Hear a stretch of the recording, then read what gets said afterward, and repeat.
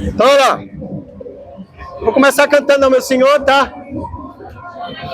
Porque Ele vive, posso crer no amanhã.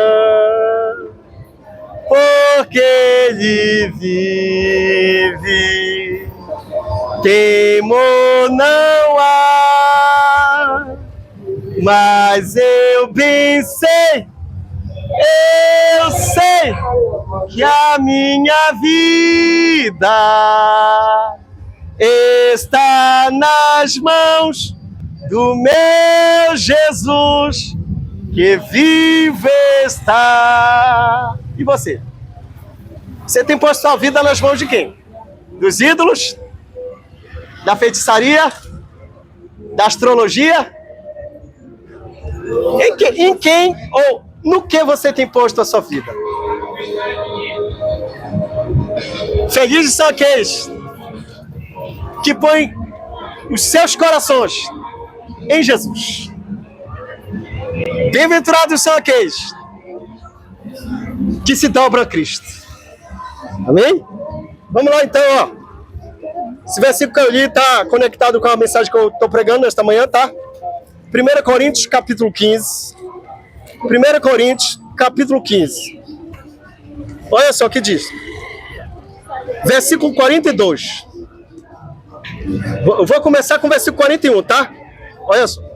Uma é a glória do sol, outra a glória da lua e outra a das estrelas. Porque até entre estrela e estrela há diferenças de esplendor.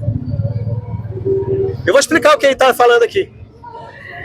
O apóstolo Paulo está falando de um evento espetacular, incrível, que jamais aconteceu antes e jamais se repetirá após. Que é o quê? A volta do judeu Jesus.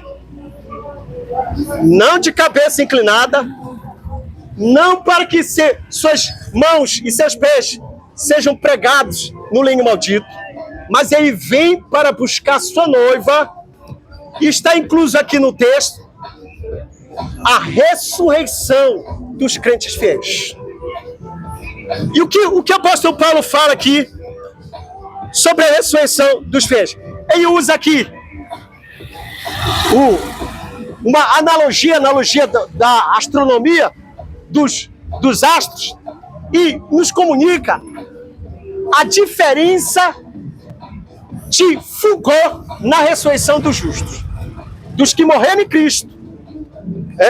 Por isso que ele diz assim, ó, escute, você vai entender. Ele diz assim, uma é a glória do sol, outra a glória da lua e outras a das estrelas.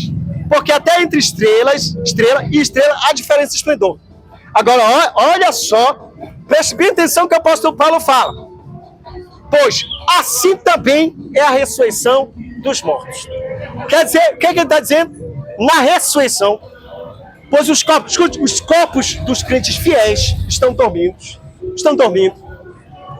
Quando esses corpos receberem de volta, for devolvido as almas dos fiéis em Jesus, a esses corpos, eles serão tão poderosos que eles vão de romper o mármore dos túmulos, hão de romper o solo, e esse corpo ressuscitará em esplendor. Só que o esplendor, como uma estrela, diferencia no seu brilho da outra.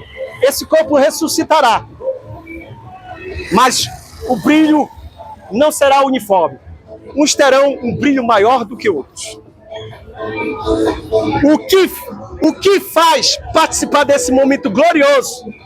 Primeiro, é necessário você, agora em vida terrena, abrir mão dos teus ídolos, abrir mão da feitiçaria.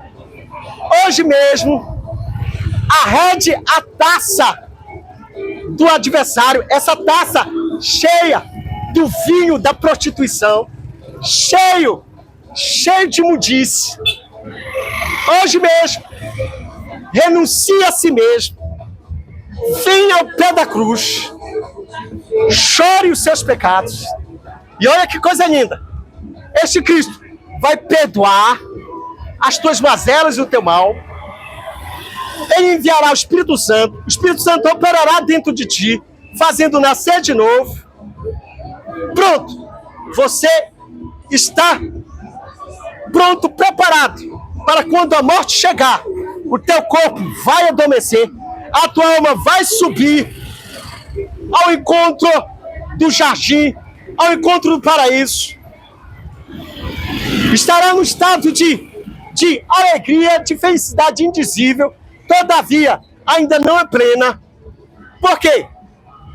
Por que ainda não é plena? Porque aqueles que morreram em Cristo, não idólatras, não em feitiçaria, não com os lábios cheios de palavrão, mas morreram em Cristo, deixaram seus corpos dormindo no sepulcro e a alma está no jardim do paraíso, em gozo e alegria indizível, todavia não é plena. Por quê? Porque Jesus não veio salvar apenas a alma, Jesus veio salvar o todo. Jesus veio salvar o homem, alma e corpo. A maior prova é a ressurreição de Rabi, de Jesus Nazareno. Essas almas, elas então retornarão os seus corpos e elas ressuscitarão. Agora sim, tragada foi a morte. Onde está a morte, a tua vitória? Você entende? E aí o esplendor, ele diferenciará como resultado de como você usou esse corpo em vida terrena. Se você usou esse corpo em serviço ao Senhor, em consagração a Deus, se você usou esse corpo em fidelidade, você fez jus desse corpo ser o templo do Espírito Santo, um templo de louvor a Deus, certamente o esplendor será muito grande. Amém? Você está entendendo? Muito bem, vamos ver então o que é que diz o versículo seguinte. Olha só, versículo 53. Porque é necessário que este corpo corruptível, por que corruptível? Este corpo que você tem, este corpo que eu tenho, ele é corruptível por quê? Porque ele envelhece, ele adoece, é um corpo frágil, é verdade ou não? Pessoas que eram pessoas com corpo formoso, cheio de saúde, que até fazia a comunidade, a vizinhança, ficar admirada de tanta beleza, de repente, tá murcho numa cama, esquelético. De repente a doença veio e neutralizou no leito, ficou desfigurado. Esse é o corpo, é um corpo corruptível. Por isso que ele diz assim, porque é necessário que este corpo corruptível se revista da incorruptibilidade. Eu insisto, o escritor, ele está centralizando nos que morreram em Cristo Jesus. Esse corpo, ele vai ressuscitar. Já demonstra que é um corpo poderosíssimo, um corpo sobrenatural, porque ele vai destruir o que impede o céu levantar. O solo, o túmulo será rompido. E agora um corpo incorruptível. Ele não envelhece, não adoece. É um corpo juvenil e que tem como alvo servir o rei por toda a eternidade. Agora olha só o que ele diz. E quando este corpo, versículo ainda 42, semeia-se em desonra, ressuscita em glória. Olha só, agora todos estão incluídos.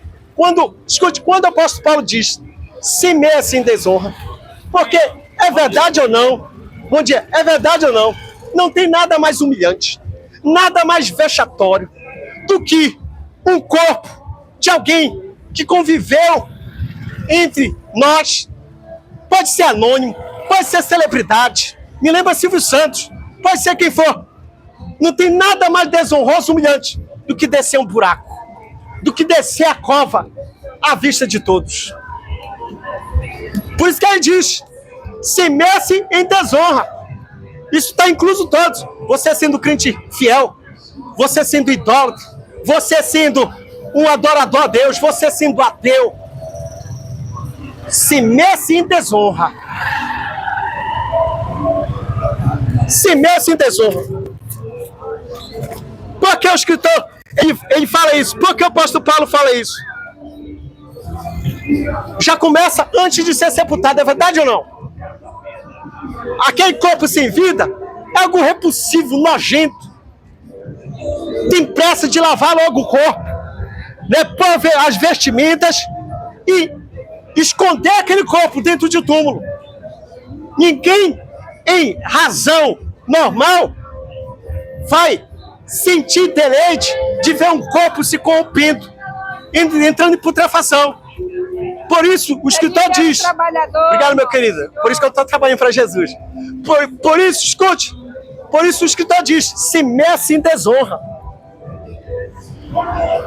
O corpo que antes era belo, forte, ativo, agora jaz sem vida, fraco e degradado. Por isso o apóstolo Paulo diz, se mece em desonra. Agora escute. Aquele que é semeado em desonra e em vida terrena, não se rende a Jesus. A vida toda devotada aos ídolos. A vida toda beijando os pés dos feiticeiros. A vida toda se embriagando em pecados promíscuos. Escute, ao clarim da trombeta, esse corpo não terá nenhuma alteração, nenhuma mudança.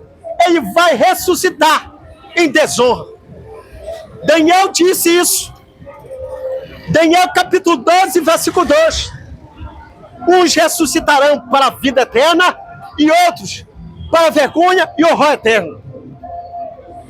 Mas aqueles que foram fiéis a Jesus, aqueles que não se dobraram aos ídolos, mas se aliançaram e se submeteram ao senhorio de Jesus, ele é comparado a uma semente feia, seca e sem atrativo, desonra, mas dela surgirá uma planta bela, florida e frutífera, que é a glória.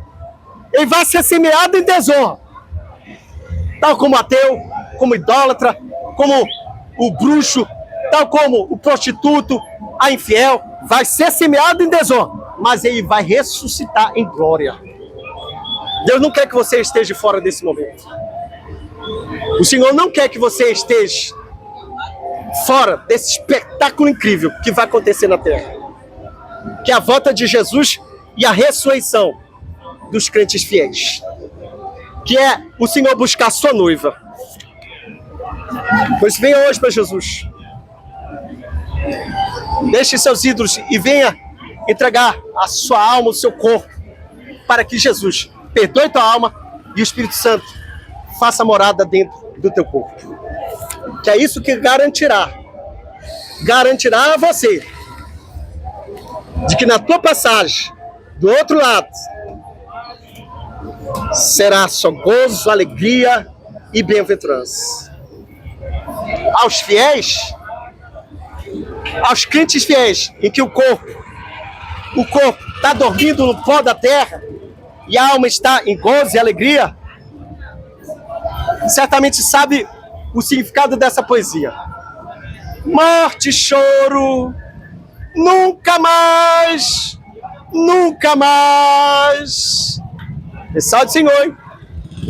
Sal de Deus. Quem tem ouvido os ouços.